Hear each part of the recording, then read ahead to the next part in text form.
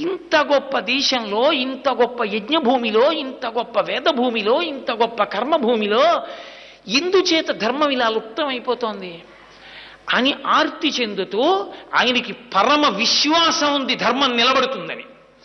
ధర్మం పోతుందని వెంకటేశ్వరుడు నమ్మి ఉంటే ఆ అవతారం అసలు నిలబడదు. ధర్మము ఉండి తీరుతుంది ఈ దేశంలో, అది ఆయన నమ్మకం, ఆయన అనుభవం. అందుకే ఆయన అలాగే నిలబడి ఉన్నాడు. అంత కారుణ్యమూర్తి అయి నించున్నాడు. ఎక్కడ మీరు ఎక్కడ ఎక్కడ ఎక్కడ ఉండి మనసులో గొణగండి వెంకటేశ్వరుడు గురించి, మిమ్మల్ని అనుగ్రహిస్తాడు. ఒకసారి ఒక పిల్లాడు నా దగ్గరికి వచ్చాడు. నేను విశాఖపట్నంలో వెంకటేశ్వర మహాత్మ్యం గురించి ఉపన్యాసాలు చెప్తున్నా.